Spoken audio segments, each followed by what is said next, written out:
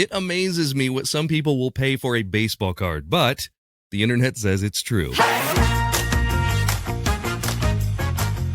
Hey there, and welcome to The Internet Says It's True, where every week we learn something that sounds like I made it up, but it's really true, part of the WCBE podcast experience. My name is Michael Kent. This is episode 178, another brand new story for this week, and my baseball fan listeners will love this one, but it's not necessarily about baseball. It's about collectibles and how things are valued. I want to thank you again for tuning in. I was curious, so I asked listeners what the first podcast they ever listened to was. Conrad said The Moth, which was probably one of the first ones I listened to. Lisa said We're Alive, then Radiolab and Serial, which I think we all listened to at some point. CJ said the BB Live Show and Penn Radio. Eric said Movies You Should See. Anyway, the question is up on the show's social. I'm really interested in some of those formative podcasts, so please go on my social media. Let me know what your first podcast was, whether you go on Facebook or Instagram, whatever you go on. What were the ones that got you hooked? I want to know. For me, it was The Moth. It was Penn Jillette's show. It was Oh No, Ross and Carrie, which I still listen to and still love. If you want to be a Tiziter and join our community, you can do that through the link on the website.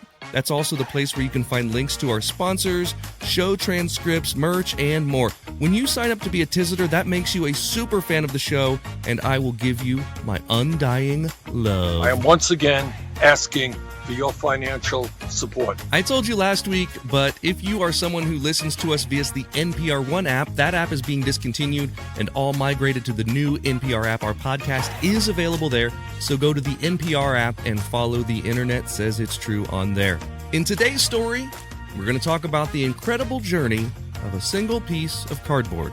Let's get on with it. Get on with it. Yes, get on with it. Let's get on with it.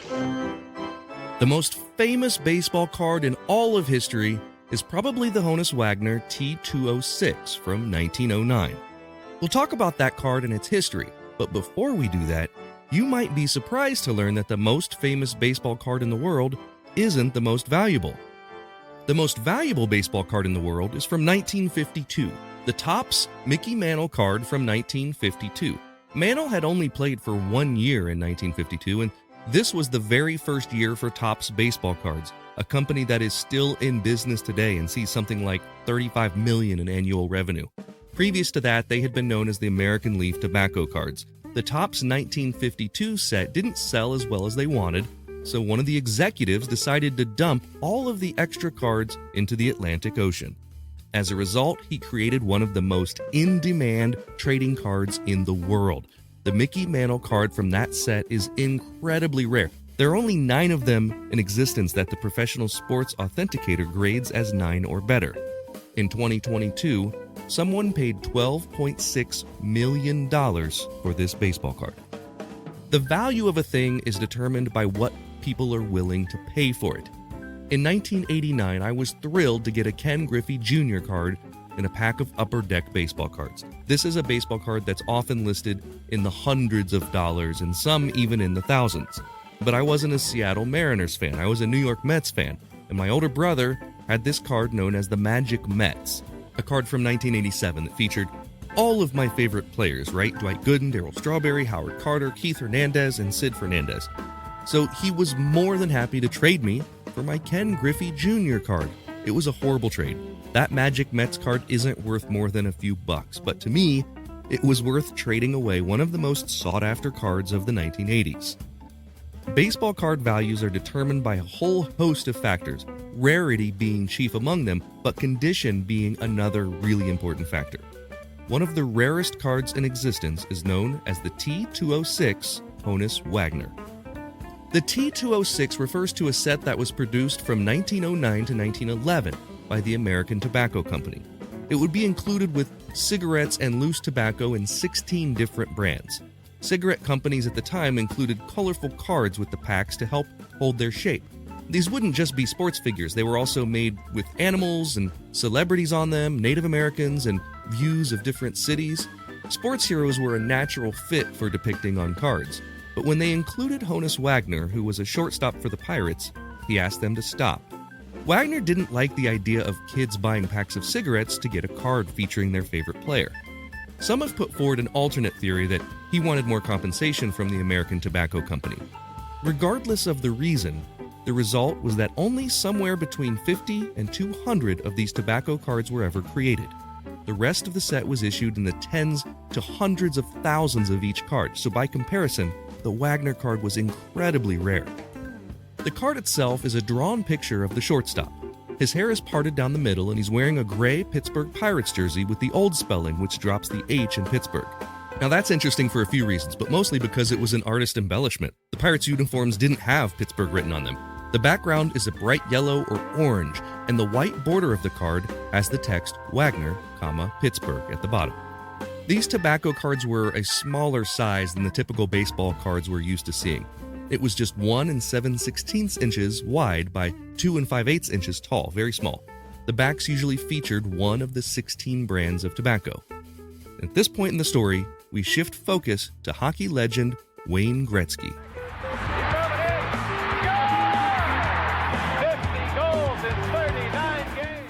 The star hockey player retired in 1999 after 20 years of playing in NHL. His net worth today is something like $250 million.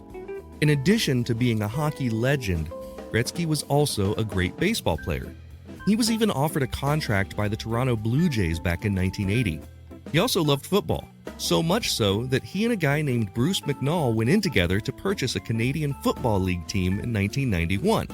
The next year, the two had big plans for an upcoming Sotheby's auction. The auction had a mint-condition T206 Honus Wagner baseball card, and the two men, McNall and Gretzky, partnered to bid on it. They won the card at the bid of $451,000. And this is huge considering that before that, the card had just been purchased at a Long Island Collectibles shop for $25,000. Gretzky's notoriety, the man's nickname is the Great One, mixed with the pristine condition of the card, made it the most well-renowned baseball card in history. It became known as the Gretzky T206 Wagner. To make the card even more famous, world-famous illusionist David Copperfield decided to draw attention to the card in one of his specials. In The Magic of David Copperfield 15, Fires of Passion, Copperfield met with Gretzky and McNall in his Las Vegas warehouse and talked about the $500,000 baseball card.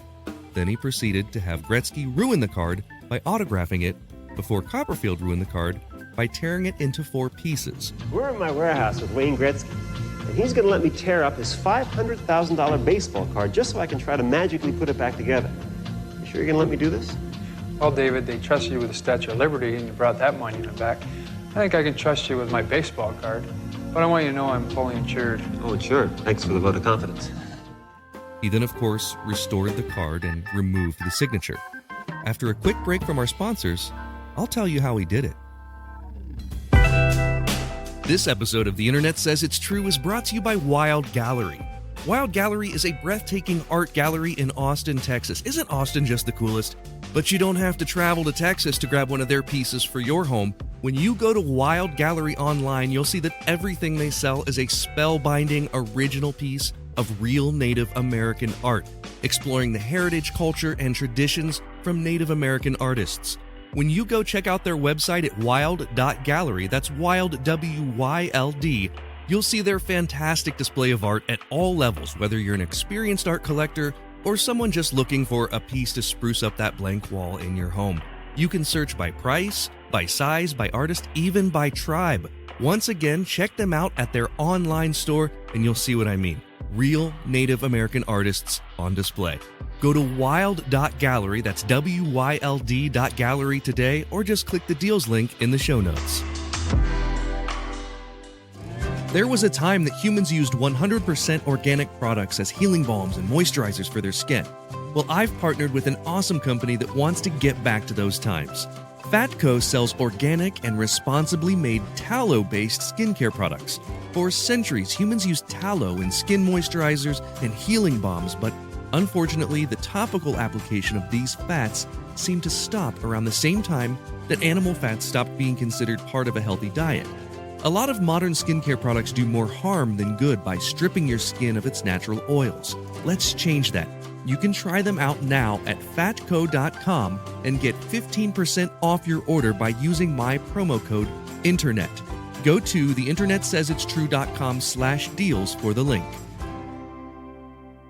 I'm John DeSando, host of Back Talk. This podcast is an extension of the long-running, award-winning movie review show, It's Movie Time. Back Talk features additional content and banter with guests about new movies. If you want more insight and information about what's playing now in theaters and online, find Back Talk at the WCBE Podcast Experience on WCBE.org.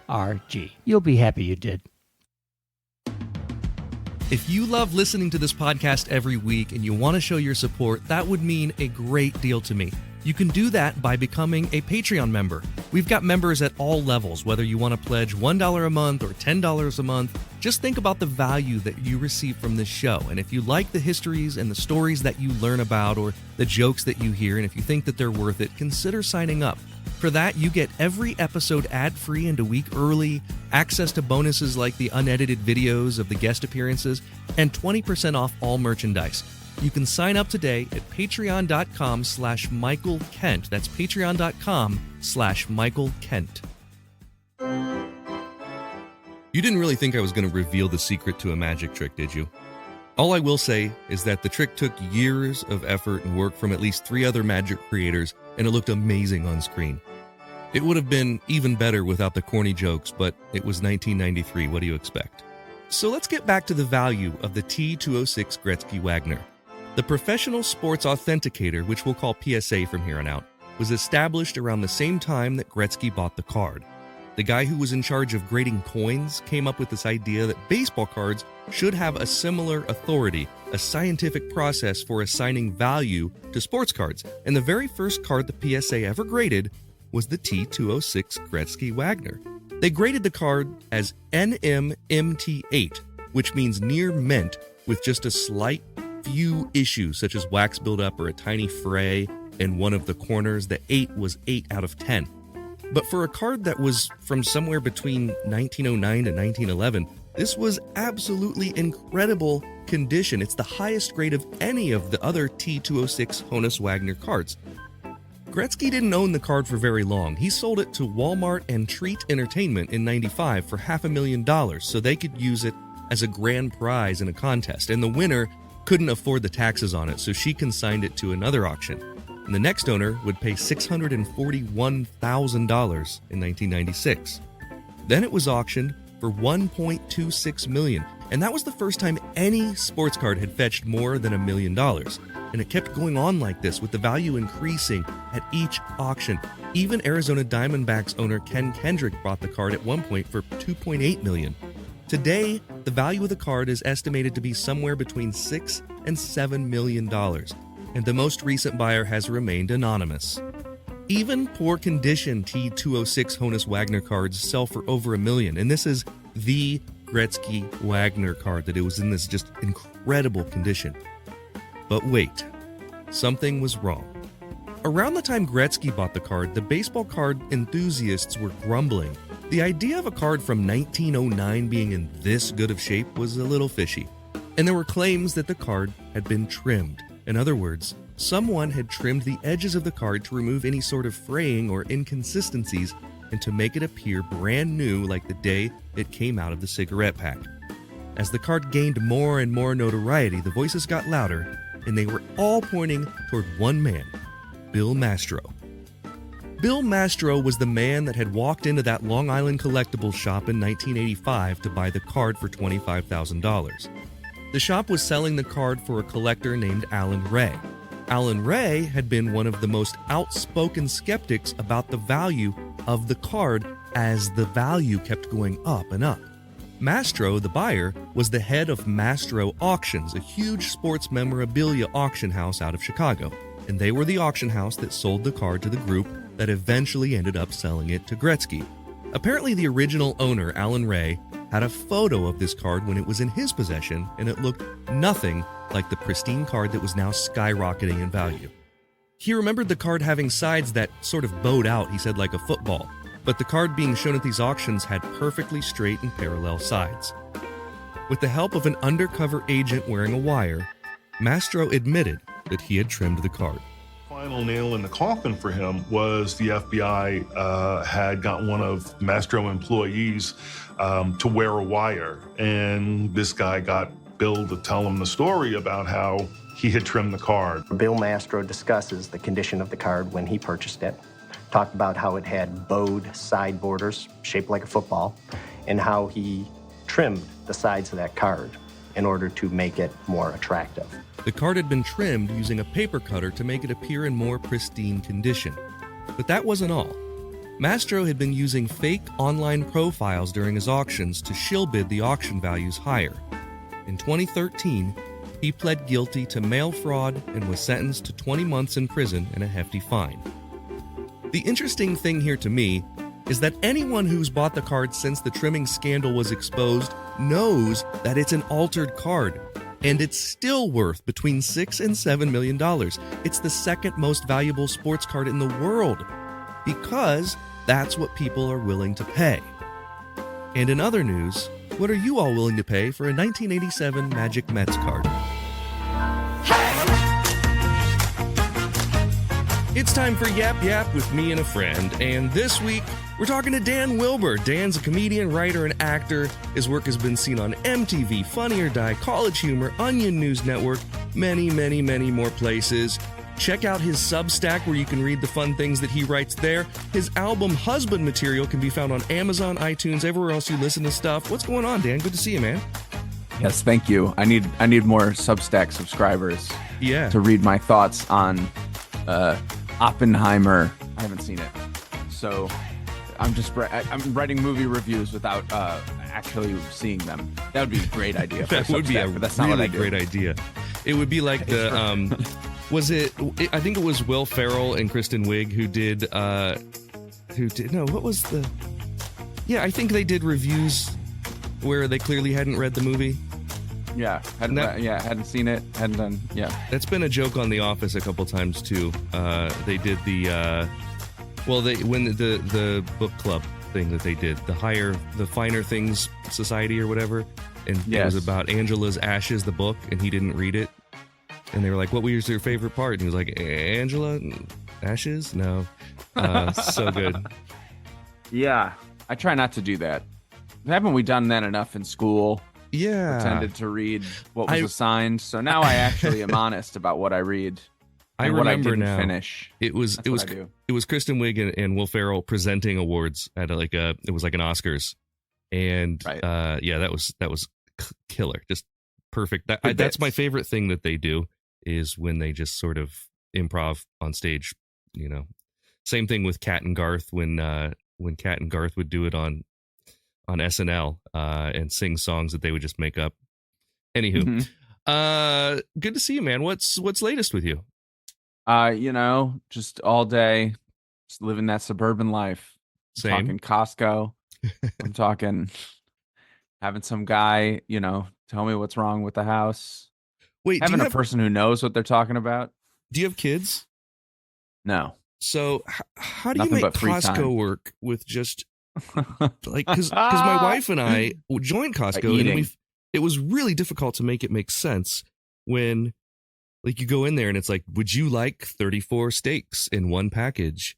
And no, I don't need 34 steaks in one package. Well, what you need to do is invest in like a big freezer, which I don't have. I got two freezers in my house, and I'm just awaiting the apocalypse. Okay. I feel like we talked about Costco the last time I was here. That's fine. We don't have to talk about Costco. Thinking of my suburban, I'm trying to tell you some good news about living on Long Island, and it's just a constant barrage of new people coming in and being like, "Well, that's broken. You should fix that. Well, that's broken. You should fix that. You should take care of that right away." And then whatever's underneath it also costs $3,000. It's great. I love it. The joys of home ownership.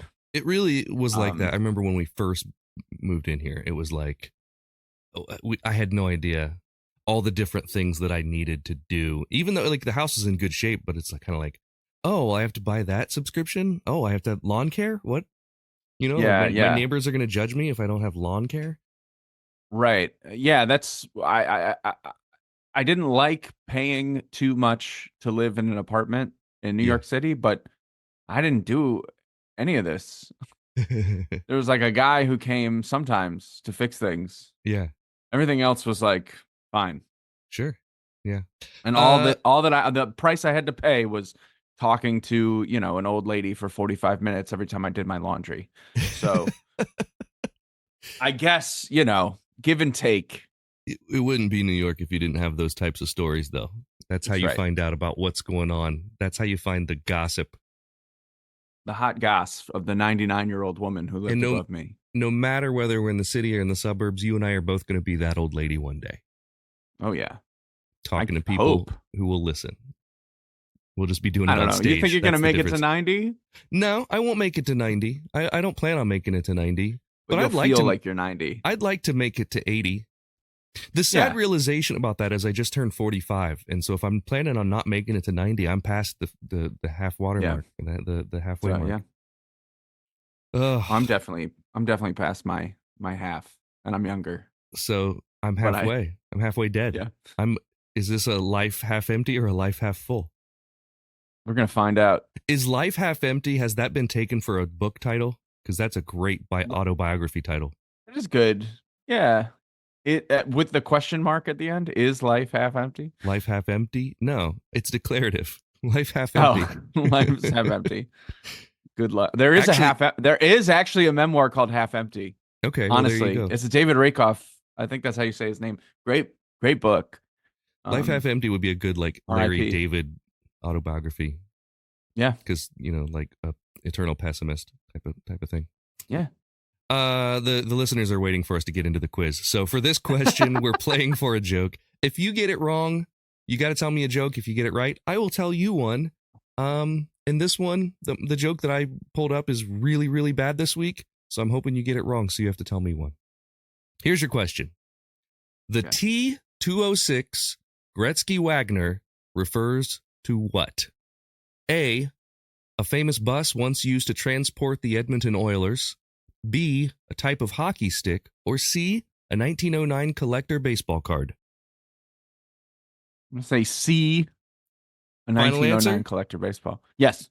Guess or pretty certain? That's a guess. That's a guess. The answer is C, the 1909 collector baseball card. You are correct, my friend. You got it right. My streak continues. This is the very famous Honus Wagner baseball card.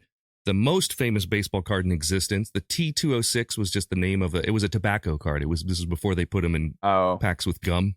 That refers to the 206 carcinogens in the. That's right. They knew ahead of time. They were like, there's tar in there. There's some kind of formaldehyde. Good luck. Yeah. At that point, it's like Heinz 57. Yeah, but it's 206 people that they had identified that had already died from tobacco. Yeah, that's right. That's right. So yeah, T206 Gretzky Wagner card. It was Honus Wagner, and it was the one that was at one point purchased by Gretzky. He didn't have it. He only had it for like 3 years, but he was famous enough that is kind of how that one card is identified. Here's the interesting thing about this. It was it's not the most valuable trading card in existence. There's a Mickey Mantle card that from 1952 that's much more valuable, but this one has the most media presence, and it's been famous for longer. And Wayne Gretzky owned it. And the other thing is that Honus Wagner hated the fact that they were sold with tobacco because he didn't want kids to buy packs of cigarettes to get these trading cards. So he made it so that he basically told them to quit putting him in there. So there were only somewhere between 50 and 200 of these cards in existence when they made them. And this one was also involved with a scandal. The guy who sold it, this was before Gretzky ever had it, trimmed the edges of it so that it looked nicer. Mm-hmm. And once that was exposed, it didn't matter. People still consider it one of the most collectible baseball cards ever. So, wow, pretty interesting. Why are some umpires fat? Is that a trivia question or is no? This is that's your joke. Joke. Because I always like to guess. Yeah, go for it. Please do. Because it's always safe to, I don't know. They're calling those balls.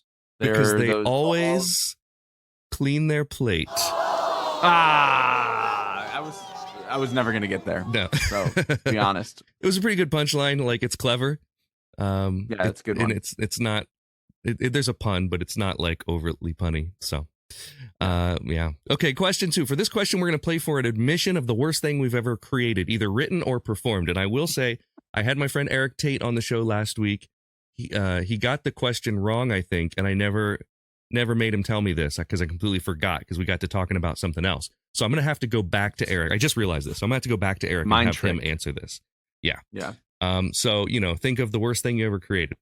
One particular card from 1989 that's worth a bit of money is a very particular Cal Ripken Jr. Fleer card.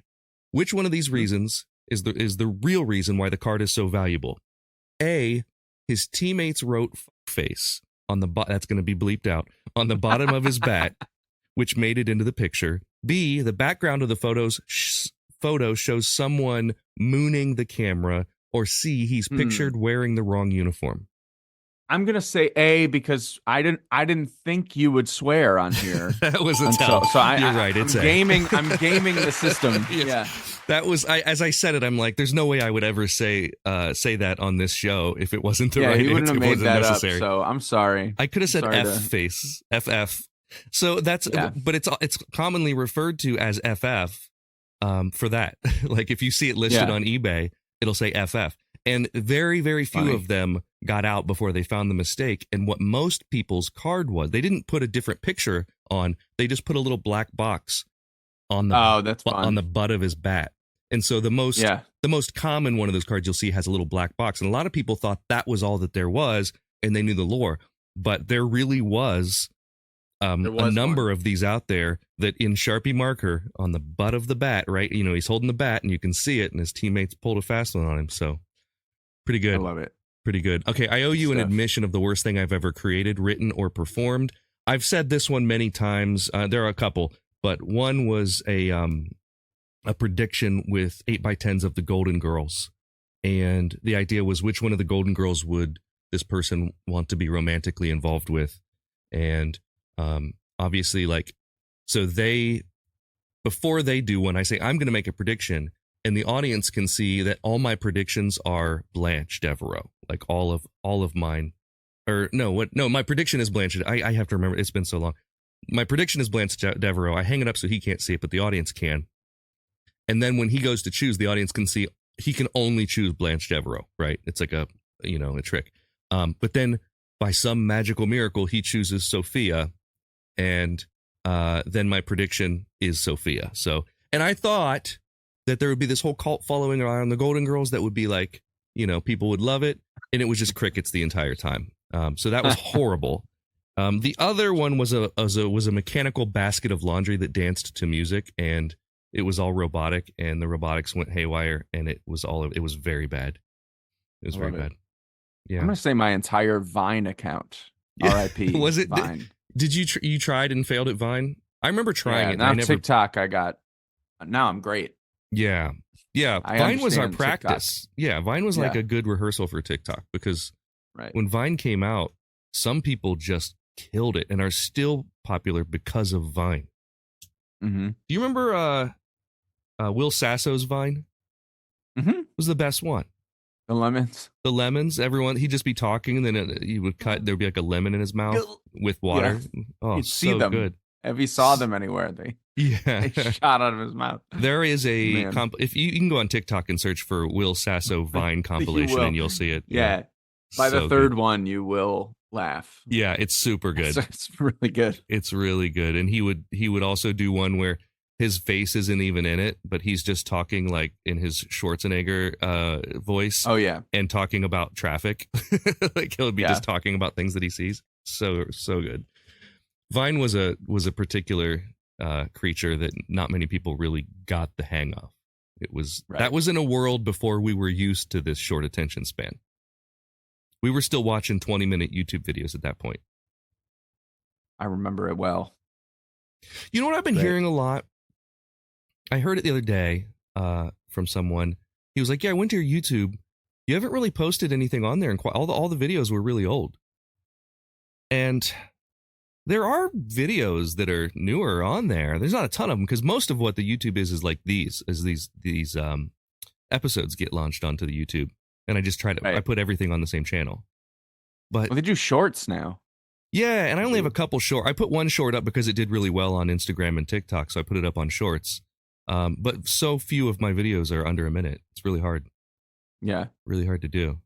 You got a lot to say. Are you YouTubing a lot? I put all the shorts on there if I've done them on TikTok, etc. And do you like? And then do you take off the TikTok watermark or anything? Yeah. How do you do that? Yeah, you gotta. Well, now you can download them before you post them, or there's a thing called Talk Save or Tick Save. I don't have that. Gets rid of the watermark. I don't know. It cost money, and I was mad that it cost money, but it's because I saw the Instagram was intentionally burying, and they were open about it. They were burying the ones with the watermark.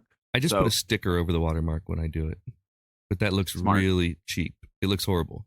Some people, like my friend Anthony said, he uses CapCut, so he makes it in CapCut and then he uploads it to everything from there. Right, CapCut. But CapCut puts a thing at the end of it that I don't like. I don't know.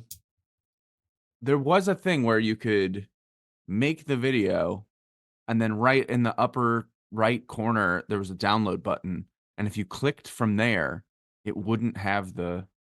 I'm going to have to experiment with this more because, and this is, I like to talk to other people who create content who what they do, because I don't put as much on YouTube as I should.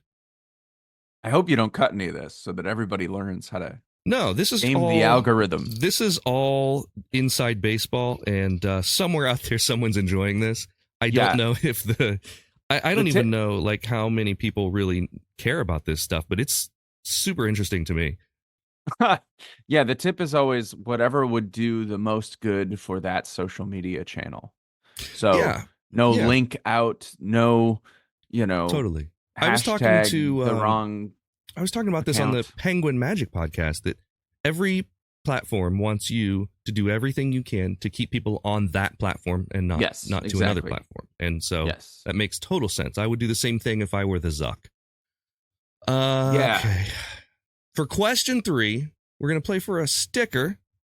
It's square and it's sticky. And so far, you are 2 for 2.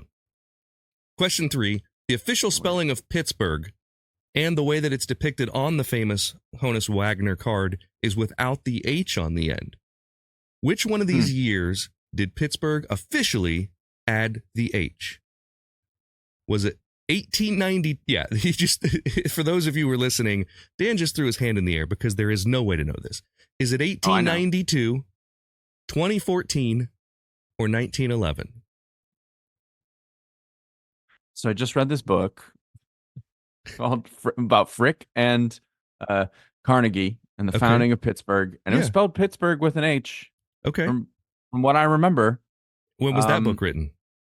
Well, I mean, it was written 20 years ago, so it's not helpful. Not helpful at all. But now I can't remember if there was. So I know that the founding of Pittsburgh around post-Civil War, like that's when the riots happened. I'm gonna go 1893. I'm gonna go A. A. The answer, 1911. There's no way you could have known this. No way you could have known this. Yeah, this is the key word in this question was officially, because until then, people like citizens of Pittsburgh had spelled it both ways. The H was very common, mostly because of like European standards. They had the H on the back of the words of the burgs. A lot of people didn't have it with the H; they just had it with the G. And the government, mostly the post office, spelled it with no H. But people kept doing the H anyway. And there was like a petition to add the H. So in 1911, they decided officially, like the government, we use the H. But the interesting thing is there are 4 or 5 other cities in the U.S. named after Pittsburgh, and they do not have the H. Interesting. I've been to one of them. It's also been to Missouri. It's also nice. Oh, you've been to Pittsburgh, Missouri. Yeah, very exciting place to be. Very near Joplin. Yeah. Anyway, go ahead. Sorry. Remembering 1911, the last time the government got anything done. Am I right? Putting that H on the end. Yeah, that's back when they worked for us, and it not was the all other about way the around. post office. If there's anything I've learned, it's that if it's about naming or post offices, they'll get it done.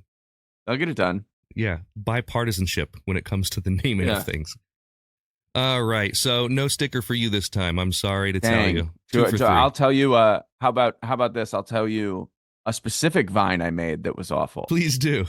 Yeah, it was National Cheesecake Day, and for this place I worked, I was like, I'm gonna try to put cheesecake in every meal and record like a 6-second Vine of like how many ways can I put cheesecake in something. And so it was 6 seconds of like, here's me. I'm gonna have some steak and eggs and some cheesecake for breakfast. Oh, look at this. It's this. And then like by the end of it, I said, you can also use cheesecake as a napkin, because I had a whole cheesecake that I ate throughout the day. And I was like, I couldn't think of anything at the end. So I just started wiping it on my face. Like it was, I love it. Me getting married to the cheesecake. I was shoving it in my own face. And the restaurant, ladies and gentlemen, was the Cheesecake Factory. That's right. That's right. Yes. I was the social media manager of the Cheesecake Factory. That's how you have so much cheesecake. That's pretty great. Did anyone see it? Did it do well? It did great. It was like my best Vine because the website shared it. And it was their great. Platform instead of me. So it was like, no, you can embed it. And people were like, this is terrible. And I was like, that's right. That's the point. You watched it, Suckers. Didn't you? Yep. I loved it. Kind of like these really bad videos that are bad on purpose just so people watch them. I created one once that was a bunch of like 10-second, what Vine was. It was a bunch of really, really quick videos, and the whole theme was how to throw away a garbage can. And so each day, as I took my garbage can out, and this was like the big green kind that you take to the curb in the suburbs, right? The inside has wheels, but it had started to break. And so every time a little piece would break off, I would put it in the garbage can. And so the garbage can, I have videos of this where it would get smaller and smaller, and to the point where it was maybe 2 feet tall with wheels. And because I had thrown away all the top, I'd put it in the garbage can, and they were still just emptying it and not throwing it away. And then it got to be, I can't remember why I stopped doing it, but I have all these videos and I never did anything. They've never existed anywhere else. I have these videos. Yeah. I love the premise. It just I didn't finish it up. I don't think I committed is the thing. Once it got to be, embarrassing just for my neighbors to see it, I was like, I'm just going to throw the whole thing in the other garbage can. All right. Question 4. We're going to play for an admission of the very best thing that's happened to us this week. Which one of these nicknames was given to Honus Wagner? Was it A, the Flying Dutchman, B, the Speed Demon, or C, the Scooter? One of these is an actual real nickname for Honus Wagner. Okay, I'm going to say C, the Scooter. It's a complete guess, but that's what I want to do, because I think that's what they like to call him. Yankees fans hate you right now because the Scooter was Phil Rizzuto. No! Honus Wagner, the Flying Dutchman, was his nickname. That was my last guess. Yes, the Flying Dutchman. I guess he was very fast. That's where the flying came from, and he was German. He had a German heritage. So Wagner, the Flying Dutchman, which was a World War I airplane, I believe. I think maybe a World War. I have no idea. I don't know what maybe it's a ship. No, that's a ship, right? Like a sea? It sounds. I don't know. Let's Google it. The name of the show used to be "Tell Me What to Google," so we're gonna Google the Flying Dutchman. This is the worst I've ever done in a quiz. Is it? I've always gotten them all right. That's what Eric Tate said last week, and I must be writing them harder. So the Flying Dutchman is a legendary and infamous supernatural ghost ship. So nice, scary. Well, that's Pirates of the Caribbean lore. I want to know if that's based on real. Let's look at Wiki, not like. Yeah. Oh, so Wiki History says, book. they based that on a legendary ghost ship. On a legendary ghost ship. It was never around. able to make port, doomed to sail the seven seas forever. It's pretty cool. Floating Dates around, back to like, now what do we got? 1790. Yeah. A big island of trash. That's our ghost ship that we gave the world. The Flying Dutchman. Is there a gas station called the Flying Dutchman? Maybe that's just the Dutchman. I don't know. Dutchman. Our listeners are screaming Buc-ee's. at us right now because we both don't know. This guy there are doesn't know anything about sports. Or you're batting 500. I thought maybe maybe you collected baseball cards when you were younger. I don't know. I did, but I didn't know any of this stuff. I collected Magic cards. Oh, any of those valuable? I think so. I think they are valuable, but I refuse to check. Because what would that mean for you? That would mean time spent going through them. Yeah. Looking at each individual card and being like, yes, $4. Is it that you are afraid that you would enjoy your nostalgia too much? Yes. Yeah. I mean, it's the same with books in my house. I can't move books without staring at them and be like, I meant to read this. I think I'm going to read this next. Oh, I'm going to read this next. No, this one. And then does it go from there to the nightstand at some point? Oh, yeah. My nightstand's destroyed. Yeah. Bending under the weight of too many books. I went back to Kindle recently because, I'd done the Kindle thing and decided I didn't like it. And now I've been doing it again and kind of enjoy it. Here's why I enjoy it. Yeah. I can switch back and forth because I get squirrely brain. I get ADHD brain. Yeah. And I'm like, I've read enough of that book. I need something different. I need to change things up in my life. Oh, sure. Yeah. And what would change your life up more than reading a different book in the same seat? Huge life change, which reminds me on question 4. Moving your body. You got question 4 wrong. What's the best thing that happened to you this week? I was doing a show. I'm going to say this is the best thing that happened. I was doing a show. I was supposed to only do about 10 minutes at the end. And then I saw the guy telling me to stretch. Nice. And I was like, oh, cool. Maybe somebody famous is dropping in. And then I did 40 minutes and I felt really good. I was just crushing, just doing so well on stage, feeling good. I finally left and I was like, what's going on? Like, did I screw up? Was I not supposed to get off? And they were like, oh, someone threw up in the front hall and we didn't want to let the crowd out until we had it cleaned up. And I was like, that's right. 30 minutes to clean up the puke. I opened for vomit. Yeah. That's the vomit hallway clean. So that was a high point and a low point of my career. But think about that really is admirable because think about how many comedians couldn't have done that. Oh, yeah. I would prefer it if every night they were like, why don't you do a tight 5? And then I got to just talk for 40 minutes. Yeah. But it takes having worked to be able to do 40 on a moment's notice. Yes. Which is very admirable. So you went 500. You're 2 for 4, and that means that this next question is for all the marbles. Dan, if you get it right, you're welcome back on the podcast anytime. If you get it wrong, you're banned for life. Can't wait. Here's your question. What, other than Magic the Gathering cards, what do you collect? I am the proud owner since my birthday in December of a record player, my first turntable. Okay. That I asked for. My wife got me a record player, and now I have, within the span of 2 months, I got 100 records that I bought. Yeah, that's a lot of records. It's not for 1 month. It's not a lot of records for there are collections much bigger than that, but for 1 month, you're way on top of it. Yeah, for under a couple months. Yeah, it's bad. So I gotta stop. It's over for a little while. But I did do I don't know. I've done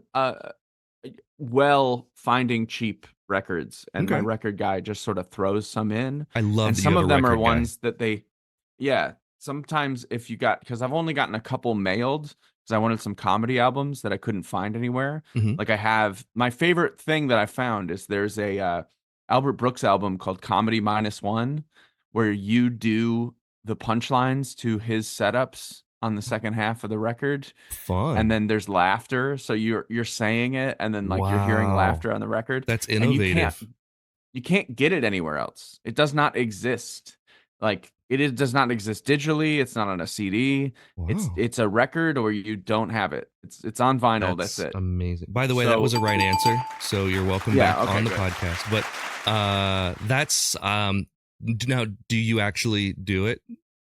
Do you say? I've done it. The punchlines. Is I it did just the like jokes. in the? It's a liner? sketch.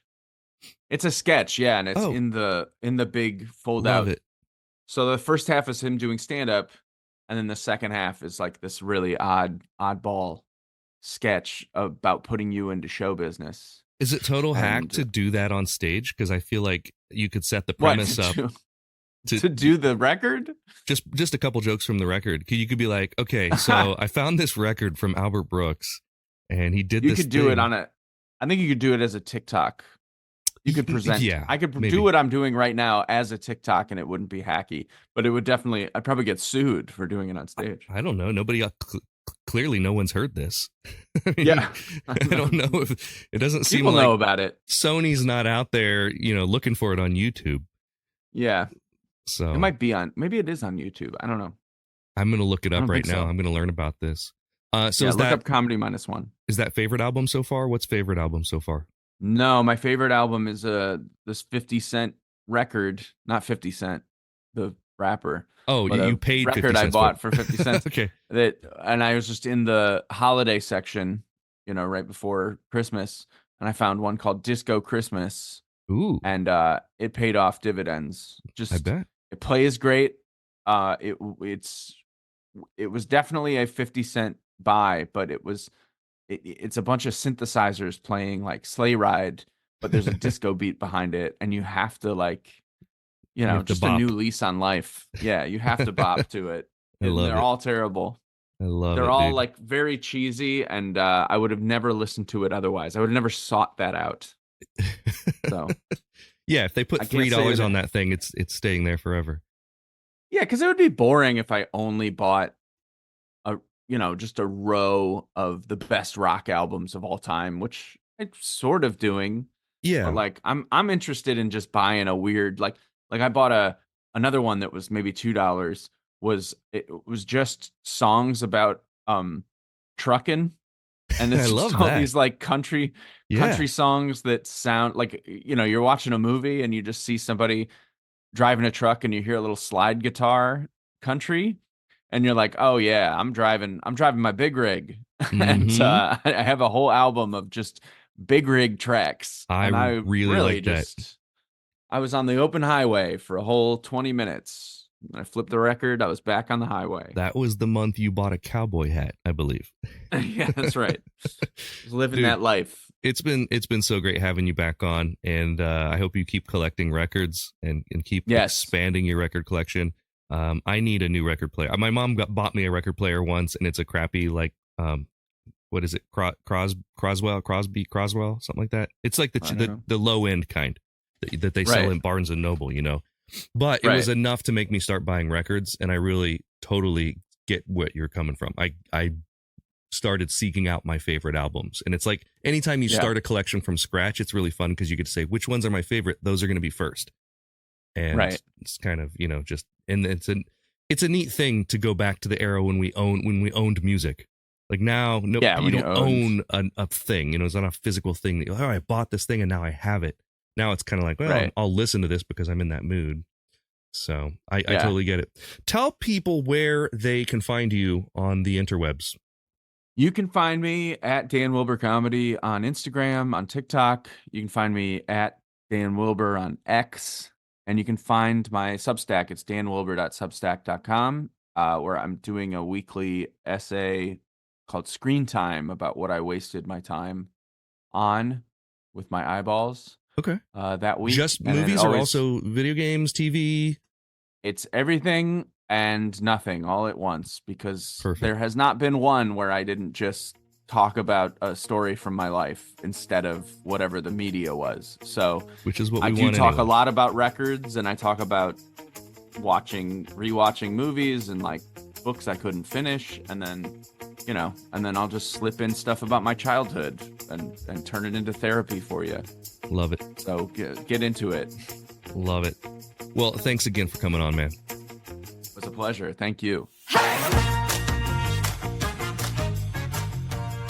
That is all for this week. Thank you so much to Dan Wilbur for being my guest, and thanks to you for listening. Here's the voice of a kid who thinks a Flying Dutchman card is a Pokemon. Thank you for listening to The Internet Says It's True. To listen to episodes ad-free and a week early, support us on Patreon. You can do that at patreon.com/Michael Kent. If you learned something just now that you didn't already know, go to the Apple Podcast app and leave us a review with 5 stars and a few words. That helps us a ton, because that's how the algorithm works. I don't know what an algorithm is, but just do it! See you next week for a brand new episode of The Internet Says It's True! The Internet Says It's True would like to thank the Patreon subscribers whose monthly contributions help to make this show possible. Sean Brown, Joshua Endress, Dallas Ray, Bryce Swanson, Eugene Anderson, Jim and Joanne Martin, Mitch and Andrew Joseph Kemplin, and the show's official Emperor, Kick Track. The show is written and produced by me, Michael Kent. The theme song is by Finite Music Forge, and all audio clips in this episode are used for education and commentary and used under Fair Use Title 17 U.S.C. Section 107. You can listen to past episodes by searching for The Internet Says It's True wherever you get your podcasts, and you can see bonus content at patreon.com/Michael Kent.